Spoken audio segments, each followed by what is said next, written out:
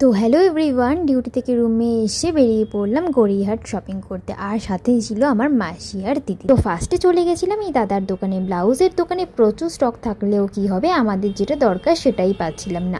আমরা কেউ খেয়ে বেরোইনি বাড়ি থেকে, মানে এতটাই তাড়াতাড়ি করে বেরিয়েছিলাম, তাই আর খাওয়া হয়নি। দেন এই আঙ্কেলের দোকান দেখতে পেয়ে নিয়ে নিলাম ঝালমুড়ি। খেয়ে কতগুলো জিনিস কেনাকাটি করে পাঞ্জাবির দোকানে চলে গেছিলাম। সেখানেও স্টক অনেক ছিল, মনের মতো না থাকায় বেরিয়ে দেখি নবাব ফুড শপ।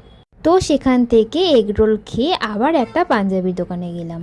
বাট মা মেয়ের বাবু পছন্দ বড় জটিল থেকে জটিলতর। কি আর বলি, সে পছন্দ হতে 2 ঘন্টা লেগে যায়। বাট না, ঠিক তাই নয়। বিয়ের শপিং ভাই, টাইম তো লাগবেই। সে যাই হোক, এই দোকানে আসতে দিয়ে দিল 1 কাপ গরমা গরম লাল চা, যেটা পেয়ে আর খেয়েও শান্তি পেলাম বাপু। দেন এই ব্লাউজের দোকান থেকে কম করে 8 থেকে 9টা ব্লাউজ নেওয়ার পরে চলে গেছিলাম জিয়া স্ন্যাক্সে।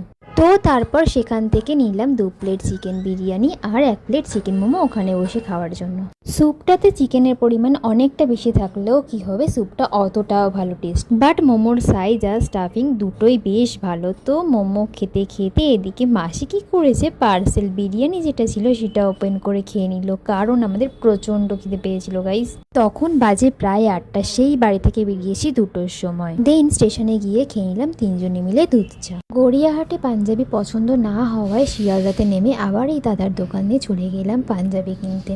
তো এখান থেকে ধুতি পাঞ্জাবি নেওয়া ডান। তো কোন পাঞ্জাবি নিয়েছি সেটা পরে তোমাদের সাথে শেয়ার করব। দেন সেখান থেকে চলে গেলাম পিতলের দোকানে, সব জিনিসপত্র কিনে নিয়ে কমপ্লিট করে চলে গেছিলাম বাড়ি, মানে মাসির বাড়িতে গেছিলাম। আর হোস্টেলে ফেরা হয়নি, কারণ তখন বাজে প্রায় রাত 10:30। দেন বিরিয়ানির সাথে মাসি বানিয়েছিল চিকেন কষা, তো খেয়ে নিলাম জমিয়ে। আর এই যে বেডের হাল পুরো বেহাল হয়ে গেছে। তো আবার আসছি নেক্সট ভিডিও নিয়ে, বাই।